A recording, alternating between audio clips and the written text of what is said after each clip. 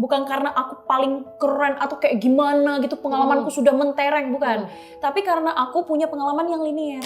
Besar sekali alasannya bukan karena aku sangat berpengalaman seperti teman-teman yang menjadi sainganku pada saat itu, tetapi aku punya karir yang linier, walaupun jurusan S1 aku akuntansi pada saat itu.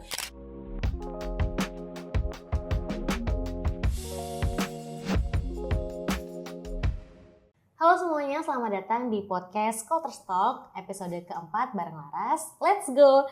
Dan tentunya seperti biasa kita bakal bahas-bahas dan ngobrol-ngobrol tentang beasiswa. Dan hari ini sesuai dengan request dari teman-teman semua, kita bakal bahas beasiswa favorit yang dikeluarkan oleh pemerintah Indonesia yaitu LPDP. Nah setelah sebelumnya nih Laras kan gak sendiri. Di episode pertama kita udah bareng sama Kak Idam. Dan di episode ini juga kita akan kedatangan seorang awardi beasiswa LPDP di Skotlandia. Dan gak cuma itu, kabarnya tamu kita hari ini juga seorang news anchor. Jadi bisa semakin banyak cerita, semakin banyak sharing bareng teman-teman. Langsung aja kita sambut ada Kak Intan hari ini. Halo semuanya. Halo, selamat datang Kak Intan di kantor Scholars di podcast kali ini. Gimana kabarnya Kak Intan hari ini? Baik, alhamdulillah luar biasa. Walaupun macet luar biasa Jakarta, but still very good. Oke, dan hari ini kita bakal banyak sharing ya Kak, nggak cuma tentang beasiswa, mungkin juga nanti Kak Intan bisa sharing tentang kesibukan akhir-akhir ini kali ya Kak ya. Oke, nah mungkin untuk menyapa teman-teman nih viewers dari podcast Scholars Talk, boleh silakan perkenalan ke teman-teman Kak. Halo semuanya, perkenalkan aku Intan. Aku baru saja menyelesaikan pendidikan dari Glasgow, University of Glasgow, memulai pendidikan di 2023 menggunakan beasiswa LPDP. Salam kenal semuanya. Oke, salam kenal Kak Intan. Nah mungkin nggak perlu berlama-lama nih, kita langsung ngobrol dulu nih. Pengen tahu dong Kak background dari Kak Intan dulu nih. Kan Kak Intan ini salah satu awardee yang dulunya S1-nya itu di Aceh ya, betul ya Kak benar. ya? Nah akhirnya itu kok bisa nih bekerja di Jakarta dulu atau langsung ambil S2 atau gimana Kak kalau boleh tahu? Oke, jadi aku itu memulai pendidikan S1 akuntansi. Waktu itu bukan karena aku yang pengen banget jadi akuntan segala macam, tapi cuman yang kayak waktu itu jurusan akuntansi internasional di Aceh memang paling dominan dan paling ya cukup prominent lah pada saat itu, cukup naik juga namanya. Terus waktu itu juga papa nggak ngasih aku kuliah keluar. Aku udah pengen banget kuliah ke UI tapi dia nggak ngasih. Terus akhirnya ya udahlah kuliahnya ke situ kan. Dan waktu itu memang aku lebih ke IPA sebenarnya. Aku memang tipe yang suka matematika, ekonomi gitu-gitu kan. Ekonomi IPS sih. Cuman aku lebih suka matematika memang dari dulu. Jadi itulah kenapa aku ambil akuntansi. And then sejak semester 2 aku merasa kayaknya ini bukan yang aku mau deh. You know how it feels like, right? Kayaknya bukan aku banget. Ada yang salah nih. Cuman aku bukan tipe yang gampang menyerah atau merelakan sesuatu. Jadi waktu itu kebetulan memang om aku punya perusahaan konstruksi. Dia butuh tenaga akuntan. Aku bekerja sama dia, aku bikin annual tax reportnya, monthly tax reportnya. Di situ aku merasa kayak aku mungkin bisa ngerjainnya, tapi nggak passionate di situ gitu. Nah, menariknya dari perjalananku menurutku ya, karena aku memang cukup aktif, cukup berapi-api juga. Jadi aku mengikuti berbagai kegiatan, mulai kayak duta-dutaan. Zaman itu kan kayak zaman duta wisata lah, duta bahasa, duta ini, duta itu gitu. Terus kayak ikut-ikut kegiatan, ada magang-magang, program surveyor, ada program dari Wardah, pokoknya dari bermacam brand lah. Gitu-gitu ada ikut-ikut semacam program-program dan kemudian di situ aku menyadari bahwa aku senang tampil. Memang dari kecil aku tahu, aku memang tipe orang yang percaya diri, senang tampil di depan orang. Cuman yang namanya kita masih kecil kita belum tahu ya. Kita ya udah ikut-ikut aja, punya kapasitas tapi ya udah gitu. And then 2017 aku ikut duta bahasa kebetulan dan alhamdulillah menang. Pertama kalinya Aceh menang waktu itu di tingkat nasional. Dan entah kenapa waktu itu dimudahkan jalannya untuk aku tampil-tampil sebagai MC, moderator. Awalnya aku ditawarin jadi announcer di radio tapi nggak dikasih sama papa karena trainingnya malam. Ribet lah pokoknya tuh aku waktu itu kendala terbesarku adalah halangan untuk berekspresi. Karena papa memang dia nggak ngasih kalau harus malam, nggak boleh yang harus pergi jauh-jauh. Kalau misalnya kayak aku dari SMA itu sering banget kayak lomba-lomba keluar Aceh itu harus ada guru. Kalau nggak ada guru dia nggak akan ngasih aku keluar. Se-overprotective itu gitu. And then 2017 aku dari duta bahasa, 2018 aku ditawarkan ikut casting TVRI Aceh waktu itu. Aku ikut aja karena aku pikir aku punya kapasitas, punya pengalaman sebagai news anchor gitu kan. Sebagai MC waktu itu sebagai duta bahasa. Iya, public speaking lah bahasanya, sudah terbiasa untuk tampil. And then aku tampil aku casting dan aku terpilih, disitulah aku memulai journey-ku di news anchoring. Itu masih semester 6 waktu itu. Wow, belum lulus ini. Belum. Oke, Masih keren. ya semester 6, terus waktu itu aku sempat exchange kan. Nah, di situ papa ngelihat ternyata ini anak dilepas lebih dari sebulan itu ternyata nggak apa-apa gitu loh. Dia bisa gitu. Di situ mungkin dia pertama kalinya kayak tercerahkan, percaya gitu. Oh, ini anak ternyata punya keberanian dan mau ini dan bisa gitu untuk kita lepas keluar. Cuman dia tetap nggak ngasih. And then di 2019 setelah sidang itu aku dipanggil wawancara di salah satu perusahaan di Jakarta, wawancara di salah satu BUMN lah di Jakarta kan. Karena kebetulan namanya cukup besar pada saat itu, papa mungkin ada perasaan gengsi ya, kalau nggak karena kayaknya perusahaan bagus nih, kasihan anaknya kalau nggak dikasih gitu. Makanya dia ngasih aku kerja ke Jakarta. Dan sebenarnya kalau ditanya gimana sih perjalanan dari akuntansi tapi akhirnya jadi news anchor, eksplorasi yang membawa aku jadi news anchor. Aku nggak pernah terpikir sama sekali aku akan menjadi seorang news anchor sama sekali. Dulu pada saat aku nonton Najwa Shihab, pada saat dia melaporkan dari lokasi kejadian, misalnya pada saat ada bencana dan segala macam, aku nonton, kayaknya Yayang bisa deh kayak gitu. Cuman ya udah, enggak terpikir bahwa aku akan tampil. Aku akan menjadi seperti itu. Iya, bener banget. Terus kayak pada saat aku ikut itu casting, kayak bener-bener gara-gara eksplorasi, karena Allah tahu aku mau gitu ya. Aku ikut, aku seneng gitu, menikmati apa yang aku kerjain, enggak money oriented pada saat itu. Kayak yang penting pengalamannya banyak. Dan alhamdulillah di 2018, dan keterusan kan sampai aku memutuskan untuk melanjutkan pendidikan di 2023. Oke. Tapi kalau boleh tahu nih Kak, untuk perusahaan yang di Jakarta itu di bidang apa berarti untuk bekerjanya? Oke, actually sebenarnya itu perusahaan gas negara, tetapi posisiku itu Master of Ceremonies and Administrative Support. Dan itu menariknya waktu itu ya, bukan karena aku paling keren atau kayak gimana gitu, pengalamanku sudah mentereng, bukan. Tapi karena aku punya pengalaman yang linear. Jadi aku itu dari mungkin semester 4 kan sudah terbiasa ikut lomba tampil-tampil ya di depan umum. Terus sejak aku ikut duta bahasa, karir MC, moderator, jadi public speaker, ngisi-ngisi materi segala macam itu lumayan mulus. Nah, kemudian aku jadi news anchor di TVRI dan kemudian pada saat waktu itu aku sempat bareng teman-teman kayak kita ngirim-ngirim aplikasi perkaya LinkedIn gitu. Kemudian dipanggil untuk posisi MC dan admin support ini.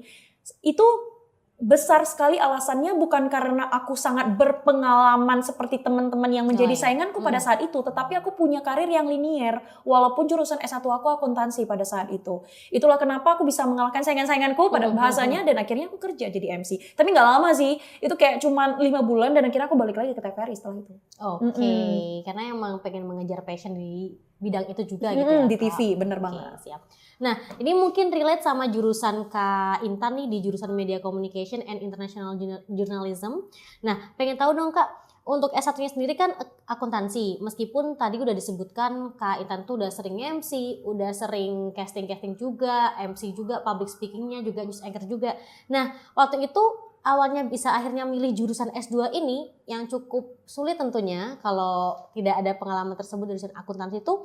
Mulainya dari mana Kak? Kok akhirnya bisa memilih jurusan ini dan gimana sih kiat-kiat Kakak akhirnya kok memantapkan diri gitu untuk lanjut S2 di sini? Oke, jadi di 2022 aku alhamdulillah beberapa kali dipercayakan oleh TVRI untuk mewakili Indonesia ke berbagai forum internasional. Mewakili untuk melaporkan dari sana kan. Pertama ke Singapura. Nah, waktu Singapura itu masih yang kayak journalism vibe. Jadi kayak oh ya udah keren segala macam. And then waktu aku dipercayakan untuk pergi ke Abu Dhabi, waktu itu kebetulan seleksi. Jadi yang awalnya harusnya senior-seniorku yang dikirim ke sana, tapi karena umur entah apa segala macam akhirnya mereka tidak terpilih. Kemudian aku kirim aplikasiku sebagai junior ya jatuhnya, tapi aku beruntung pada saat itu memang terpilihnya aku gitu kan.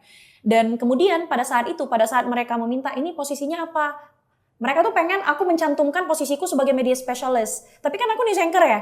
Nah di situ aku menyadari ternyata kayaknya aku selama ini mainnya di situ-situ aja deh, karena kan aku journalism tampil-tampil doang, nggak ada spesifikasi khusus yang berbeda gitu. Selama ini emang aku kerjanya di media, cuman aku nggak yang mendalami media itu apa, seperti apa, riset itu nggak pernah. Ya paling kita saat ini berkembang dan bersaing dengan perkembangan sosial media, tapi ya sebatas itu saja begitu. Makanya di situ aku berpikir kayaknya kalau aku bisa menspesialisasi sesuatu yang memang memberikan dampak signifikan, apalagi triggernya ada gitu. Karena kan kalau jurnalism ya kita melaporkan, semakin fast pace dan semakin advance eranya, ya kita tetap melaporkan begitu. Sedangkan kalau media ini kan dia terus berubah, dia terus beregenerasi lah bahasanya kita kan, dari media cetak ke media TV, kemudian radio, kemudian sosial media sekarang, nanti apalagi kita nggak tahu gitu.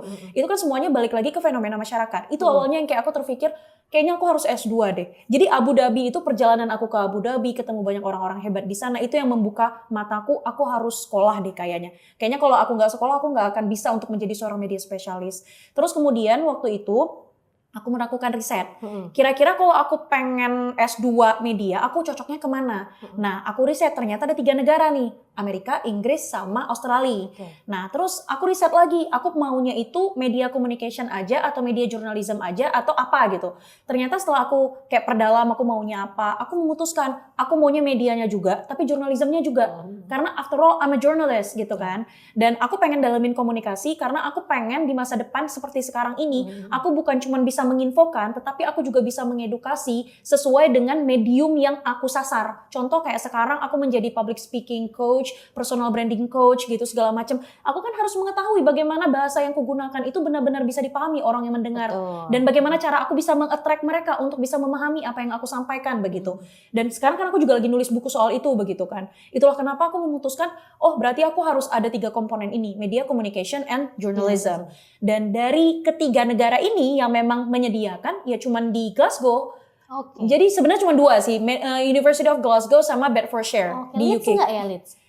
Leeds media communication mungkin ya. Oh, nggak jurnalismnya. Ya, jadi aku pengen tiga-tiganya.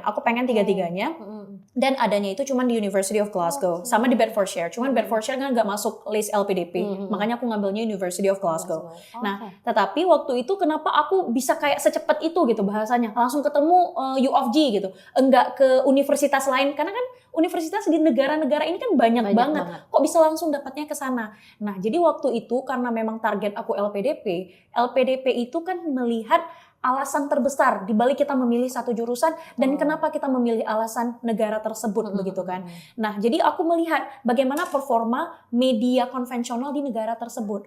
Nah, karena balik lagi aku mengkaitkan backgroundku dengan negara yang aku tuju. Aku kerjanya itu di National TV Station, as you know. Karena aku bekerja di National TV Station, will be nice, will be very linear kalau aku bisa sasar juga negara yang punya TV station yang sangat prominent, National TV Station-nya. Dan BBC lah tujuannya kan. BBC adanya di Inggris. Jadi aku langsung terskip nih Amerika sama Australia karena langsung ke Inggris. Setelah itu aku langsung riset dari negara ini 10 jurusan terbaiknya itu ada di universitas mana aja gitu. Setelah itu udah ketemu nih ternyata di universitas 1 sampai 10 gitu kan. Dari 10 ini aku riset lagi yang jurusan yang aku mau, media communication di journalism ada di mana aja. Ketemunya di University of Glasgow. Dan waktu itu alasan terbesarku yang bikin interviewer itu juga nggak bisa ngebantah argumenku gitu ya. Karena cuma dari 10 yang menyediain, despite memang yang aku pengen cari itu adanya di sana. Final project-nya itu cuma ada di Glasgow yang aku bisa produce, enggak bikin disertasi. Aku kan orang praktikal ya, aku orang lapangan bertahun-tahun gitu. Tiba-tiba disuruh bikin riset gitu-gitu kan rasanya kayak enggak terlalu linear ya. Karena aku udah terbiasa tampil, udah terbiasa observe langsung ke lapangan gitu. Nah itu alasan terbesarku. Jadi di saat interviewer ngebantah-bantah waktu LPDP, karena kan mereka pasti ngegoyangin argumen kita, nggak berhenti kan. Nggak berhenti digoyangin. Aku bilang, Bu, memang mungkin di sana luar biasa, tapi yang saya mau adanya di Glasgow, gimana dong Bu? Coba Ibu pikir, ngapain saya cuma kuliah ke sana, cuma belajar, sedangkan saya tidak bisa menikmati apa yang ada di sana. Karena saya nggak mungkin kuliah itu cuma buat belajar. Saya kuliah belajar culture-nya, saya kuliah terlibat dengan organisasi-organisasi, ada kegiatan-kegiatan, saya pengen jadi bagian dari sana, mempelajari culture-nya. Dan kalau saya nggak bahagia pas kuliahnya, gimana saya bisa menikmati hidup saya di sana coba? Nah makanya jadi akhirnya ya itu waktu interview ya, waktu interview aku ngomongnya kayak gitu. Tapi despite all those reasons, intinya itu aku benar-benar mengkaitkan backgroundku dengan apa yang ingin aku tuju. Jadi intinya itu muluk-muluk boleh, mungkin ada orang yang mimpinya itu agak banting ya dengan apa yang dia kerjain. Ada kayak contohnya senior aku nih, dia itu latar belakangnya banking, tapi dia pengen banget kuliah S2 media. Dan dia akhirnya lulus LPDP tahun 2022 di media di Sheffield. Nah itu kan agak kayak mind blowing ya, kok bisa gitu. Nah dia ngejelasin pekerjaan-pekerjaan yang dia lakukan itu memang all of those times selama di banking industry memang mengarah ke media begitu. Memang berhubungan dengan media. Jadi pada saat dia mengambil S2 media tidak menjadi nggak jadi pukulan keras gitu loh. Nah begitu juga dengan aku yang kebetulan memang alhamdulillah backgroundnya sangat mensupport. But at the end of the day intinya itu pada saat kita pengen achieve sesuatu, lihat dulu apakah background kita itu bisa mendukung. Kalaupun memang pekerjaan secara nama tidak mendukung, apakah pekerjaan yang kita lakukan itu bisa mendukung? Gitu. Oke, itu guys. Ini sebenarnya obrolan tadi tuh belum ada yang spesifik itu di podcast-podcast sebelumnya, dan menurut aku ini seru banget, apalagi kalau memang teman-teman itu pengen ngincer jurusan komunikasi, karena jurusan komunikasi bener nggak cuman ilmu komunikasi doang di sana, ada detail seperti media komunikasi, manajemen komunikasi, bahkan jurnalis yang ya kalau bisa harus seperti Kak Intan ya, harus diasah dulu sedari awal sebelum masuk ke jurusan tersebut. Dan ini mungkin salah satu tips yang bisa teman-teman catat dari sekarang.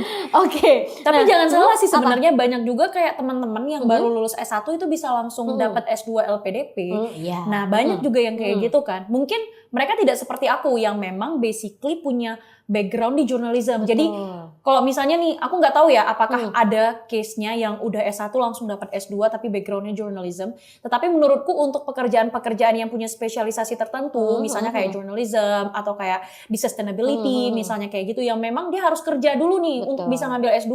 Lebih preferred, lebih recommended untuk kalian kerja dulu sebelum S2. Tetapi kan banyak kayak jurusan human right yang kayak gitu, atau mungkin farmasi yang udah bisa didalami sejak kuliah begitu. Kemudian mereka mau langsung ambil S2 begitu lulus, menurutku itu tidak menjadi masalah yang besar, karena yang linear gitu ya. Iya, linear dan experience selama kuliahnya itu mendukung. Dan enggak spesifikasi kayak spesialisnya udah terasah banget gitu loh. Nah, itu sebenarnya nggak masalah gitu. Jadi balik lagi ke jurusan apa yang pengen kalian kerjain pas S2 nanti. Jadi harus ada, kalau tadi kata Kak Intan, ada dotnya yang harus di-connect gitu. Jangan kan agak riskan juga ya kalau misalnya S1-nya accounting nggak ada background public speaking atau apa-apa sama sekali, terus masuk ke komunikasi, kan sepertinya dari pihak beasiswa bakal tanya kenapa nggak accounting aja dari untuk S2-nya gitu kali ya.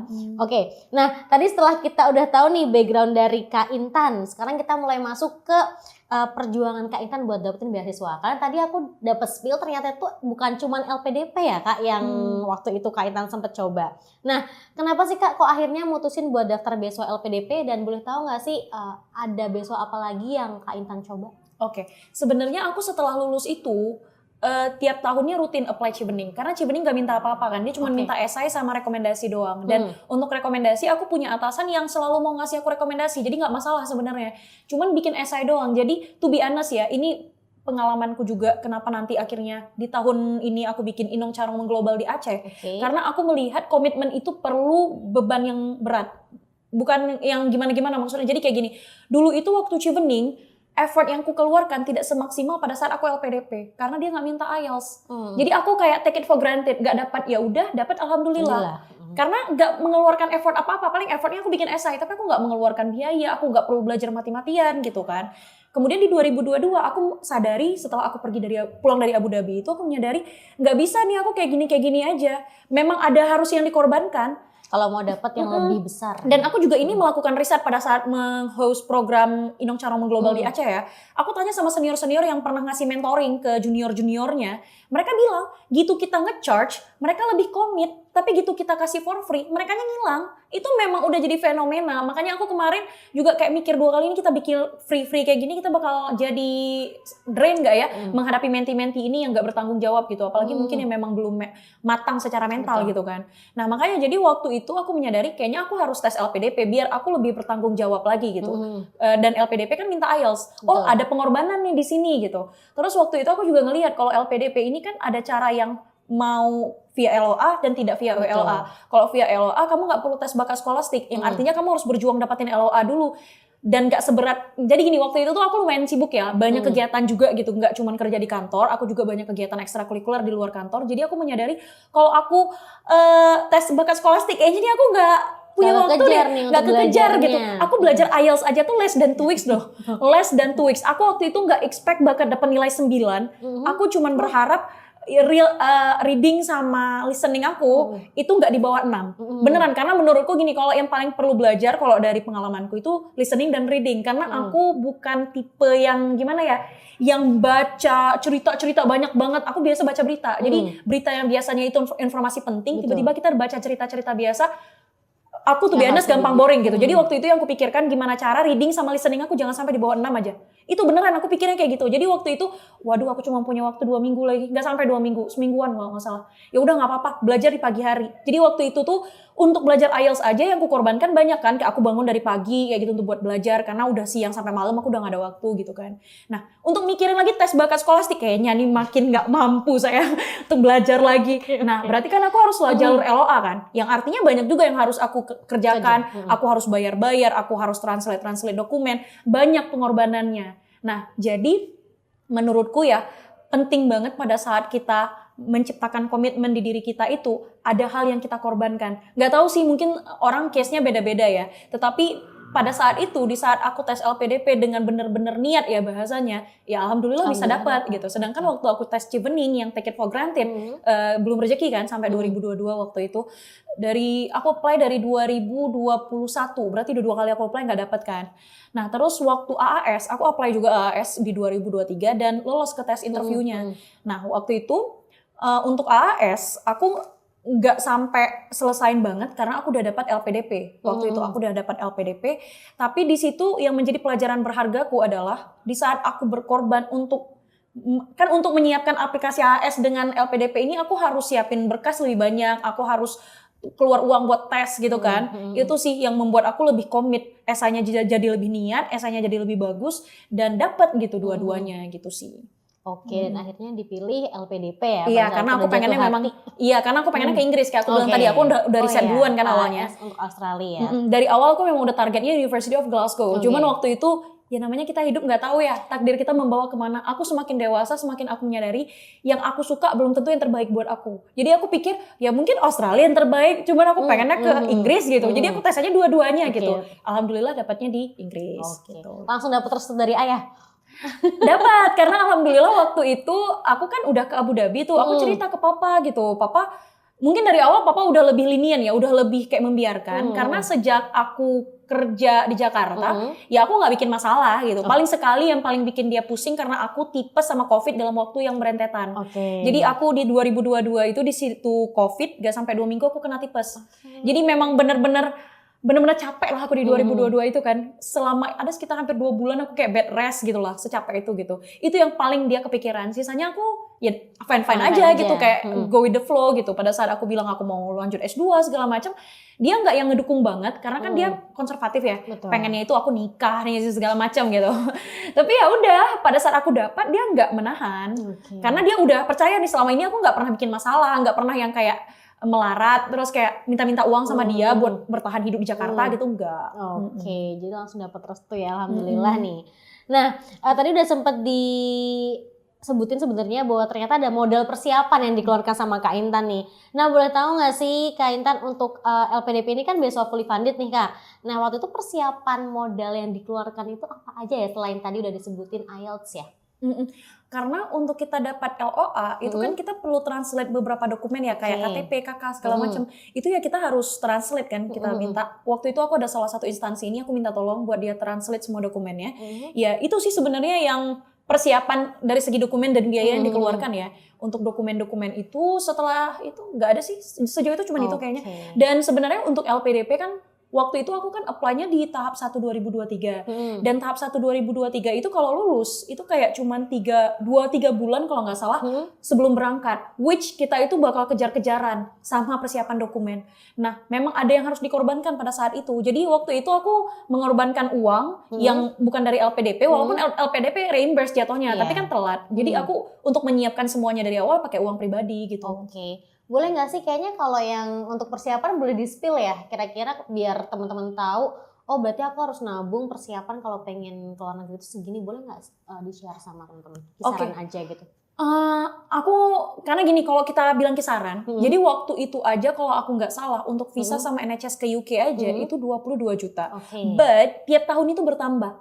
Tiap tahun itu bertambah. Jadi waktu itu aku mengeluarkan uang cukup fantastis untuk NHS, visa, booking deposit rumah di Glasgow gitu. Terus juga ya kira-kira mungkin ada sekitar 40 juta lah yang harus dikeluarkan. Tapi kan itu reimburse. Aku juga dengar cerita dari senior-senior di sana, mereka minjem uang kayak gitu segala macam. Bisa sebenarnya kita nunggu uang LPDP cair, kita lapor ke Tikban gitu. Bisa diproses lebih cepat waktu itu. Cuman kebetulan waktu itu karena memang aku belum resign ya. Aku resign itu literally 2 hari sebelum berangkat. Jadi memang nggak bisa nih kalau aku menyesuaikan dengan agenda orang. yang bener itu orang menyesuaikan dengan agenda aku gitu. Oke. Jadi ya aku harus mengorbankan sesuatu. Makanya jadi waktu itu aku visa, NHS, apalagi pokoknya yang kecil-kecil itulah deposit. Terus kayak aku beli-beli barang di Glasgow karena kan untuk tinggal di satu tempat itu nggak semuanya disediain. Betul. Kayak barang-barang kecil itu kita harus beli juga kan. Kayak coat-coat misalnya kita kan di Indonesia panas banget, di sana Ya, dingin bukan main gitu kan. Makanya jadi itu aku udah prepare dari awal dan itu kan pasti aku keluar uang. Kalau nggak salah sih sekitar 40 juta lah.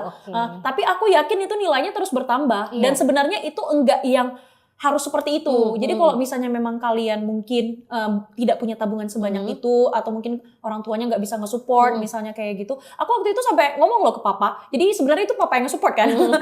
Aku bilang papa nggak mau keluar uang, boleh nggak pakai duit papa dulu walaupun nggak diganti kan. Iya boleh dikasih sama dia gitu.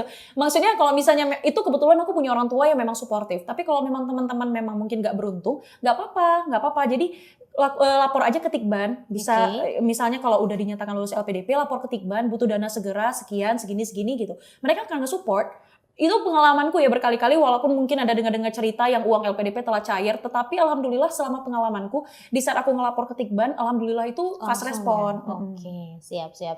Nah, tadi udah ada persiapan ya, berarti teman-teman udah tahu kira-kira modal persiapan kalau pengen ke UK itu berapa, jadi bisa mulai nabung dari sekarang. Tapi nih Kak Intan, ada nggak sih kendala selama persiapan atau pendaftaran LPDP ini Kak? Bukan kendala sih, lebih ke challenge ya. Kayak aku bilang tadi, aku waktu itu masih bekerja. Waktu itu aku udah sempat pegang project juga di luar kantor. Jadi memang lumayan berkegiatan, lumayan sibuk lah mungkin bahasanya kayak gitu. Kayak nggak ada waktu libur, tapi aku menikmati apa yang aku kerjain. Nah, jadi waktu itu gimana aku make sure bahwa aku bisa menyiapkan aplikasi LPDP, while at the same time aku tetap bisa kerja fine-fine aja. Jadi nggak ada yang terkompromis nih, nggak ada yang terganggu lah bahasanya, nggak ada kerjaannya yang jadi keteteran atau kayak LPDP-nya nggak beres gitu, enggak. Jadi waktu itu aku manajemen waktu penting banget.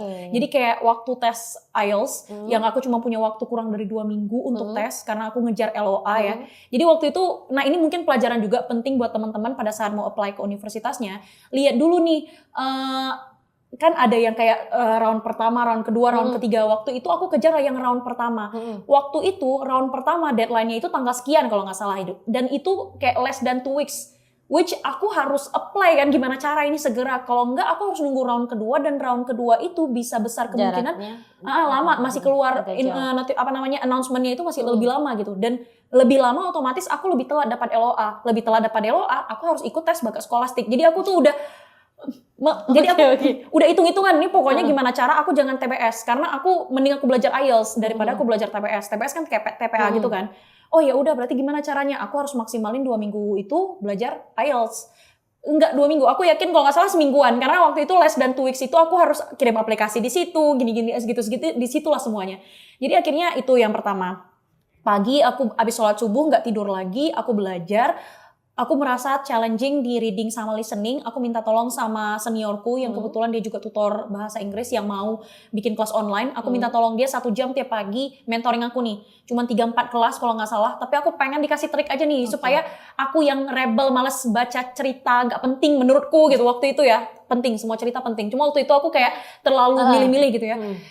Aku bisa tahu triknya biar bisa cepat nyelesain 2 model soal ini gitu. Jadi ya udah waktu itu 2 minggu belajar tiap pagi, tes IELTS, dapat nilai, langsung langsung apply. Terus udah nunggu LOA. Waktu nunggu LOA kan langsung kirim-kirim berkas tuh.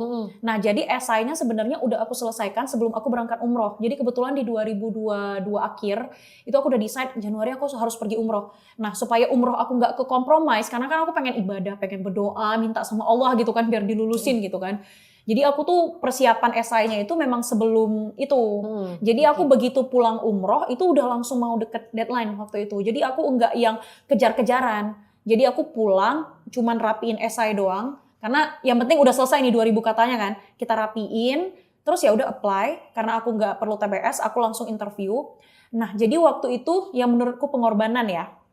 Jadi karirku tuh lagi naik-naiknya waktu itu. Kebetulan bahkan seniorku minta tolong aku jadi modelnya dia buat acara fashion show gitu.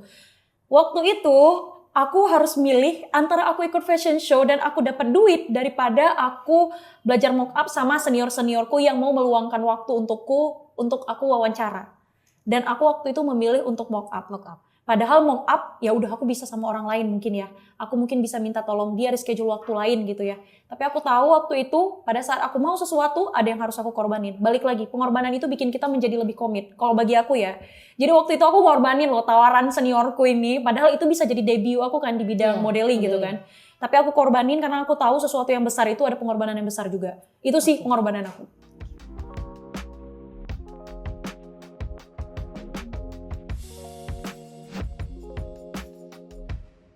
Oke, masih di Scotter's Talk episode 4, let's go. Nah, masih dengan Kak Intan tentunya bareng sama kita. Dan tadi kita udah sempat bahas ya Kak tentang beasiswa LPDP sendiri, waktu itu ngejarnya gimana dan ternyata ada modal yang dikeluarkan. Sekarang mau bahas seru-serunya selama di UK, karena kita harus bahas itu untuk biar teman-teman lebih semangat nih buat kesana nih Kak. Nah, boleh tahu dong Kak, setelah studi di UK nih, di negara baru ada pengalaman berharga atau mungkin first time momen yang bikin Kakak, wah akhirnya aku di UK enaknya ini ya gitu. Jadi gini, waktu kuliah kan aku pernah exchange. Nah aku tidak yang mengagung-agungkan orang barat yang kayak gimana, tetapi memang alhamdulillah aku dari exchange sampai S2 itu ketemu sama lingkungan yang orangnya itu baik-baik banget.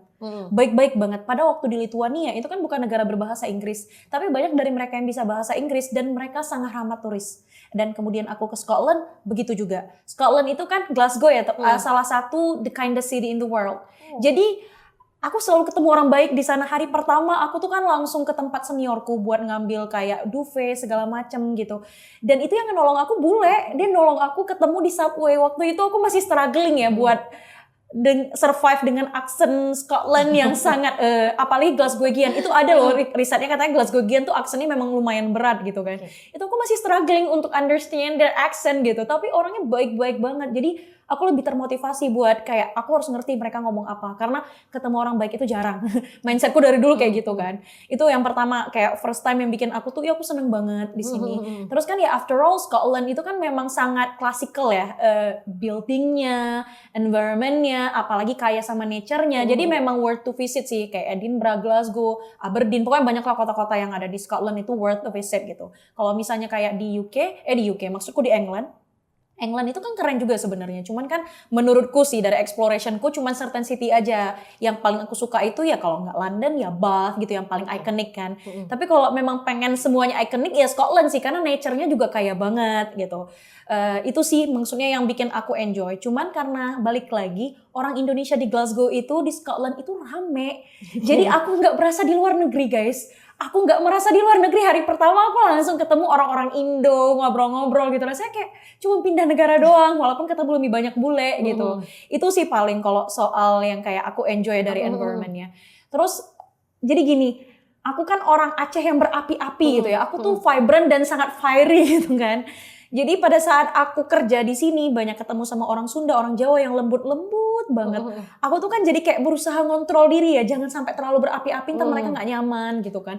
Jadi jatuhnya tuh karena mungkin juga usia pada saat itu masih berusia mencari jati diri, usia berusaha menyesuaikan diri gitu-gitu. Apalagi aku langsung kontras ya dari Aceh ke Jakarta gitu. Meskipun aku sering ke Jakarta dulu, cuman bukan yang menetap dalam waktu yang lama banget gitu. Walaupun aku SD juga di Jakarta gitu. Cuman after all ya long time-nya aku tuh di Aceh gitu selama masa-masa pertumbuhan gitu, masa-masa remaja.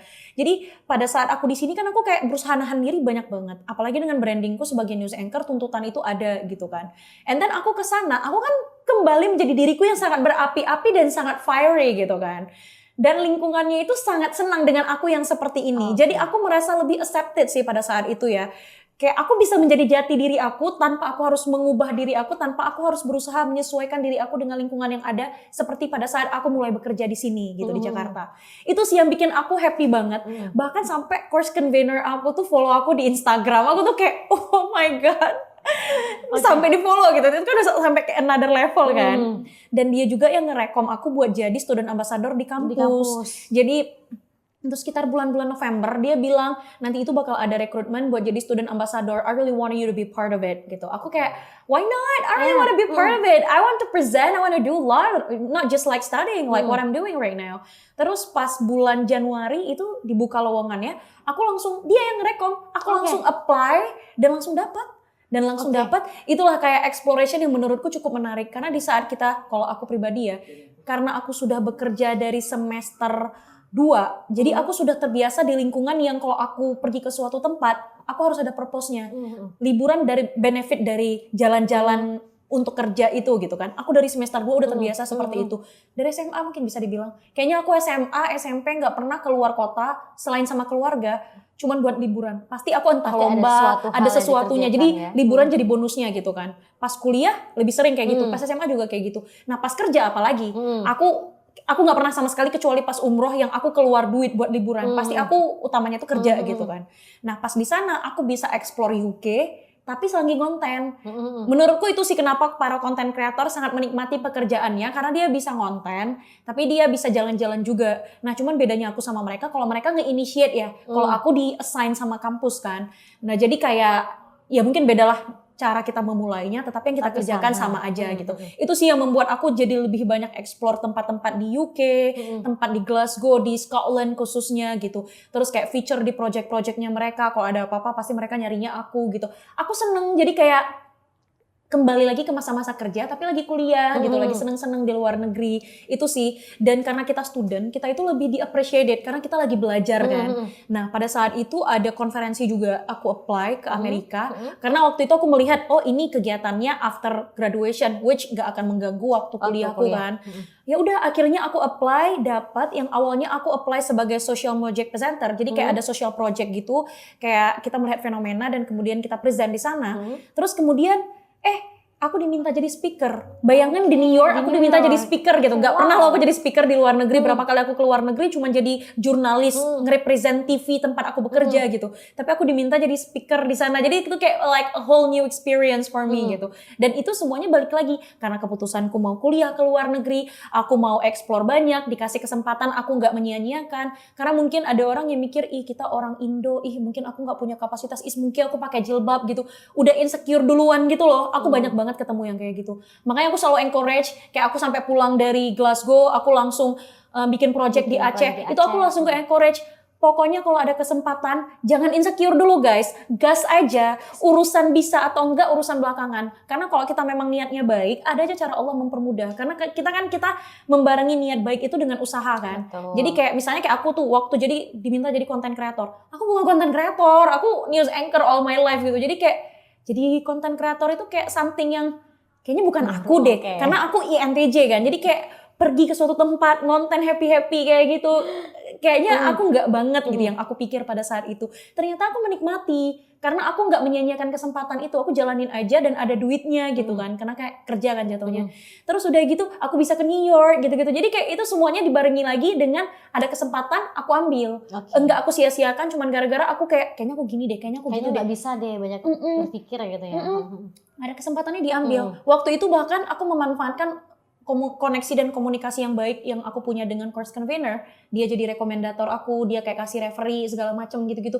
Itu semuanya kan karena kesempatan. Jadi balik lagi, udah berapa kali nih aku ulang. Kalau ada kesempatan, gas. Jangan insecure duluan. Risetnya aja diperdalam kalau memang merasa belum mampu, gitu sih. Oke, gitu ya dari Kak Intan, dan tentunya harus diikuti nih oleh teman-teman semua biar jadi seperti Kak Intan juga. The next Amin, Kak a lot Intan. more. Oke. Kak, dari banyaknya tempat yang udah dikunjungi gitu, atau di Scotland atau mungkin di England atau mungkin di New York mungkin, satu dong rekomendasi yang wajib didatangi kalau kamu ke sana gitu. Kalau aku sih umroh ya. Ya gini juga. guys. Oke. Soalnya gini. Kita kan kalau ke Inggris ya, kuliahnya itu per September tahun ini sampai September tahun depan setahun kan.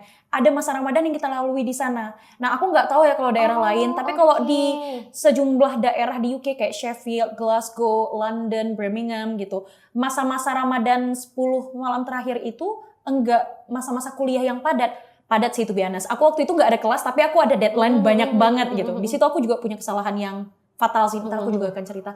Cuman waktu itu tuh nggak masa kelas lagi, which aku bisa memanfaatkan waktu itu untuk pergi ke umroh. Karena kan lebih deket. Dari UK.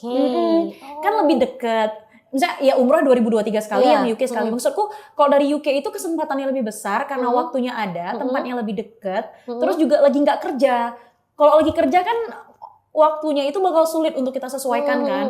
Nah waktu itu alhamdulillah kuliah di UK 10 hari terakhir itu kita bisa umroh gitu loh. Walaupun waktu itu aku bikin kesalahan yang besar sih. Waktu itu aku harusnya ada deadline 3 esai, aku bikinnya itu after umroh, yang aku pikir kayaknya aku deadlineer deh, kayaknya ide-ide ini bakal keluar gitu aku selesai umroh gitu kan. Ternyata dari awal aku mau pergi umroh, aku udah COVID. Dan COVID itu nggak beres sampai selesai aku umroh. Jadi esai aku berantakan, pokoknya deadline-ku semuanya berantakan gitu. Walaupun selesai tapi hasilnya nggak maksimal, bahkan ada yang nilainya nggak bagus menurutku ya gitu. Jadi kayak itu sih pengalamanku, pengalaman berharga. Kalau misalnya memang kita pengen sesuatu yang besar, persiapannya itu juga harus kita pertimbangkan. Kayak aku waktu mau S2 ke UK contohnya. Harusnya aku bikin esainya sebelum aku berangkat, tapi aku memilih bikin setelah berangkat gitu kan. Makanya waktu aku apply conference, karena waktu itu ada yang ke Belgium sama yang ke New York. Yang Belgium itu masa-masa disertasi aku, sedangkan yang New York itu nggak mengganggu jadwal apapun. New York itu waktu itu masih lama ya jatuhnya, kan aku udah pengen keluar negeri nih, kayak udah berapi-api ya. Aduh harus bisa keluar negeri lagi nih, kayaknya udah harus keluar lagi gitu. Tapi pada saat itu aku melihat kalau aku pergi yang Belgium ini, otomatis aku akan keganggu waktu disertasinya. Akhirnya aku nggak mau pergi yang Belgium, aku pergi yang New York. Itu sih, jadi kayak pada saat kita pengen ke suatu tempat, pikirkanlah konsekuensi dari perjalanan kita itu dan apa yang diambil. Dan ya measurement yang matang itu penting sih menurutku. Oke, gitu ya teman-teman. Jadi itu rekomendasi dari Kak Intan ya, tempat yang karena gini orang-orang kan kalau kuliahnya di Eropa, di Inggris, pasti pilihnya ya liburan ke Eropa di situnya gitu. aja. Ya, maksudnya udah mainstream banget kan. Kenapa nggak umroh guys? Guys, ayo umroh aja umroh gitu. ya, guys.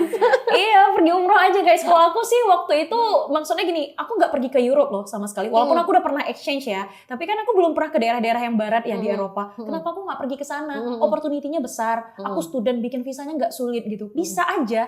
Tapi aku waktu itu lebih memilih untuk pergi umroh. Waktu itu karena aku udah lama nggak dengar azan, temanku ngajak ke Turki, ya udah aku pergi ke Turki gitu. Maksudnya kenapa nggak sesuatu yang lebih spiritual sih?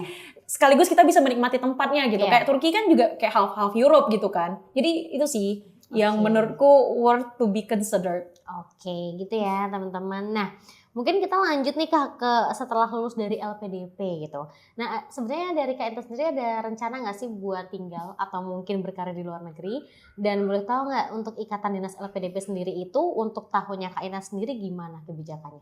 Oke, jadi dari awal itu aku mikirnya, karena gini ya, meskipun aku sudah punya pekerjaan pada saat aku di Jakarta sebagai news anchor, tapi aku tahu bekerja sebagai news anchor berhijab itu tidak semulus itu. Jadi pada saat itu aku berpikir karena memang aku cintanya siaran, aku pengen balik lagi ke Indo buat siaran gitu kan. Nah tapi pada saat itu, pada saat aku kuliah lebih tepatnya di bulan-bulan September Oktober, entah kenapa tawaran untuk tinggal di luar negeri itu lebih besar. Karena udah menikmati ya hidup enak di luar gitu ya. Jadi kayak itu September 2024-nya. Aku kan mulai keluar 2023. Jadi setahun pertama itu aku nggak yang kepikir kayak aku bakal stay di sini. Karena kebetulan 2 temanku itu polisi dan mereka itu memang ya bakal balik gitu. Jadi aku mikirnya ya udah gue balik aja sama kalian gitu loh. Tapi entah kenapa pas waktu itu aku memilih buat nggak pulang dulu karena memang ada kerjaan itu, teman-temanku pada pulang, aku tinggal sama flatmate baru. Flatmate baru ini dua-duanya itu lagi eager buat apply kerja di UK. Di situ aku kayak termotivasi gitu. Tapi aku baru mulai apply-nya itu kalau nggak salah Oktober ya. Kayak aku mulai terinfluence sama mereka yang semangat banget apply itu Oktober. Di situ aku mulai apply, tapi memang belum beruntung kan. Sampai waktu itu aku kan ada diminta tolong jadi MC di salah satu acara KBRI dan acara komunitas Indonesia yang ada di London. Mereka sangat nge-encourage aku buat stay, jangan pulang. Bahkan aku punya foster parent loh di sana gitu. Mereka tuh kayak berharap aku tinggal di London aja, nggak usah balik gitu.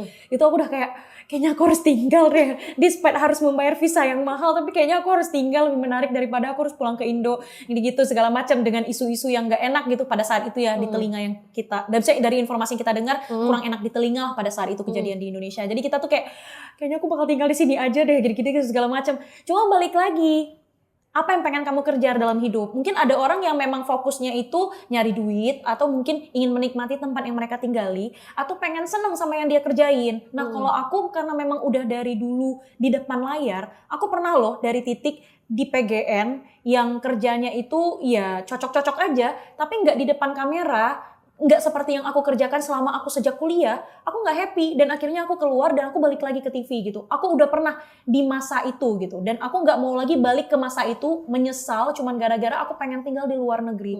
Aku apply loh kayak kerjaan-kerjaan jurnalis, kerja di TV. Aku tahu kemungkinannya kecil karena apalagi sekarang mereka itu lebih ngeprioritas orang dalam kan daripada orang luar. Karena kalau orang luar otomatis kalau nggak sponsorin visa, ya maksudnya kenapa nggak orang dalam aja yang memang secara bahasa mereka memang native kan. Aku kan bukan gitu kan. Jadi aku tahu kecil kemungkinannya, tapi aku ya tetap apply. Cuma balik lagi, aku pengen mengerjakan sesuatu yang akunya mau banget. Dan memang mediumnya Indonesia, makanya jadi waktu itu lebih tepatnya tuh yang membuat aku decide kayak determined banget aku harus balik itu Desember. Jadi Oktober November itu aku memang kayaknya aku harus stay deh, kayaknya harus stay. Alhamdulillah dari LPDP kan sudah membolehkan. Syaratnya itu setelah masa kontrak berakhir harus kembalikan ke Indonesia begitu kan. Sudah dibolehkan sama LPDP atau internship yang linear dengan jurusannya. Pokoknya LPDP sekarang sudah lebih mendukung karir kita di luar negeri, tetapi ada syarat dan kondisinya. Tetapi balik lagi, apakah yang kalian kerjakan itu yang kalian inginkan? Kalau aku memang dari dulu, karena aku memang punya kepribadian yang cukup rebel ya. Aku punya kepribadian yang cukup rebel, jadi aku tahu bahwa aku itu lebih prefer mengerjakan yang aku senengin. Makanya pas Desember, pas aku ke New York, aku di situ kayak ngerasa kayaknya aku harus pulang. Karena waktu di New York itu pas alhamdulillah ikut conference, ikut ketemu sama orang-orang dari berbagai negara, lebih dari 70 negara, ketemu orang-orang hebat yang udah jadi lawyer, udah jadi dokter, ini itu segala macam. Tapi mereka bikin komunitas, bikin sesuatu progresif untuk daerah mereka gitu. I didn't do something like that before. Makanya aku pikir, kenapa sih aku nggak kayak mereka? Kayaknya kalau dari perspektifku ya, aku orangnya rebel nih, aku dosanya banyak nih. Kenapa aku nggak bikin sesuatu yang bisa nyari pahala dari situ gitu? Jadi kayak ya udah, pas pulang dari sana, pas selesai dari sana sih, masih di sana lebih tepatnya, aku kayak udah determined kayaknya aku pulang ke Indonesia, pulang ke Aceh dulu buat ngejalanin project ini. Alhamdulillah ada komunitas yang bisa nge-support, makanya kayak bisa jalankan acaranya, kerjasama lagi dengan Scholars sangat nge-support acara aku. Jadi alhamdulillah itulah yang mencerahkan aku, oke, balik ke Indonesia. Mungkin di situ sih ada pro kontranya kan, banyak kita dengar cerita orang yang udah kerja di luar negeri, udah kuliah di luar negeri, pulang ke Indonesia padahal pakai beasiswa yang prominent gitu ya, entah itu beasiswa pemerintah Indonesia atau negara-negara lain, tapi sampai ke sini enggak diberdayakan. Nah, aku juga mengalami karena aku kerja di TVRI, tetapi karena memang ada efisiensi segala macam, aku belum bisa dikembalikan untuk bekerja seperti biasa begitu. Tetapi ya balik lagi, kita sudah dikasih hidup enak loh kemarin gitu. Kenapa enggak kita manfaatkan hidup enak kemarin dan kita jadikan itu turn challenge into opportunity to do something more. Oh ya udah, berarti aku sekarang alhamdulillah bisa bekerja jadi interpreter, aku bisa kayak gini nih sama kalian, bisa nulis buku juga. I'm writing a book right now. Dari pengalamanku kemarin bikin Inong Carong Mengglobal, menurutku ini buku yang aku bikin ini bukan cuman belajar supaya kita bisa nge-unleash potensial, kita bisa tahu kapasitas kita di mana, tetapi kita bisa bikin aplikasi yang oke tanpa harus muluk-muluk gitu ya. Nah, aku lagi working on that book, hopefully akan selesai bulan depan. Dan supaya bisa di-share juga ke teman-teman banyak. Nah, banyak nih yang bisa aku kerjain. Dan ini kan semuanya karena aku sekolah ke luar negeri gitu. Jadi, di saat teman-teman di luar sana yang mungkin berpikir, kayaknya aku jangan S2 dulu lah ke luar negeri, takutnya nanti kerjaannya jadi bermasalah. Atau mungkin yang kerja di pemerintahan, karirnya akan ter-revoke. Atau mungkin, ya kayak aku sekarang nih, ternyata aku belum bisa kembali ke TVRI misalnya kayak gitu. Jangan jadikan itu adalah sebuah masalah. Tapi jadikan itu opportunity untuk bisa do more. Karena itu memang doa aku sih ke Tuhan juga kan. Aku minta sama Allah, I wanna do more this year. I wanna do more, I wanna be more. Oh ya udah, aku bisa nulis buku, aku bisa berkolaborasi sama Scholars, aku bisa bikin project misalnya kayak gitu, jadi interpreter, why not gitu loh. Oke. Tadi udah sempat dibahas ya tentang sedikit plan ke depan nih dari seorang Kak Intan. Tapi mungkin boleh dong Kak lebih detail lagi diceritain setelah lulus ini, next plan-nya mungkin 2 tahun atau setahun ke depan Kak Intan itu pengen berkarirnya lebih ke apa sih, dan kalau udah ada yang mulai jalan nih biar teman-teman tahu ini loh yang benar-benar akan aku lakukan untuk plan ke depanku. Oke. Aku kan karena memang kerjanya itu di TV and I really love my work in the TV. Of course, aku akan continue my work on the TV. Mungkin saat ini memang aku belum bisa kembali ke TVRI seperti yang aku katakan tadi. Aku akan coba peruntungan di TV-TV lain begitu kan. Nah, jadi pasti aku akan tetap kerja di TV despite mungkin bukan news anchor yang aku pengen misalnya kayak gitu. Tapi aku akan kerja presenting di TV begitu untuk saat ini planning ke depan. Tetapi karena memang seperti doa aku ya, I wanna do more, I wanna be more. That's why aku kayak kemarin ngejalanin project, diminta jadi interpreter salah satu perusahaan law firm aku gas, terus kayak misalnya aku bikin buku juga kayak gitu, terus alhamdulillah ini berapa kali aku diminta jadi speaker untuk bisa analyze potential, self development project semacam itu gitu. Aku ngerjain. Jadi kayak tahun ini adalah targetku yang terlihat untuk saat ini adalah aku bisa fokus presenting while at the same time I can influence and be doing something for the people gitu. Dengan aku bikin buku dan juga involve di project-project ini gitu. Tapi rencana aku ke depan karena memang aku sudah kuliah full di media begitu. Aku pengen ada spesifikasi nih seperti initial inspiration aku loh pada awal aku memutuskan buat S2 menjadi media spesialis gitu. Aku akan mencoba peruntunganku di sana. We'll see what happens, but of course aku akan mencoba peruntunganku. Gak ada yang namanya kayak sedih banget gak dapat atau kayak sedih banget udah pulang dari luar negeri tapi gak dapat. Orang-orang kayak gitu jauhin guys, karena nggak ada yang namanya gampang untuk mendapatkan sesuatu. Betul. Mungkin karirku di presenting dari awal terkesan mulus begitu. Berarti inilah saat aku untuk lebih berjuang begitu. Jadi untuk saat ini yang aku pikirkan adalah aku ingin fokus di berbagai hal ini dan aku berharap bisa tereksekusi sehingga dampak yang aku rasakan juga bisa dirasakan oleh banyak orang gitu sih. Oke, karena pada dasarnya ngejar mimpi itu emang nggak pernah mudah ya Kak. Iya bener banget. Aku dari dulu loh pengen jadi penulis tapi karirku di presenting semulus itu.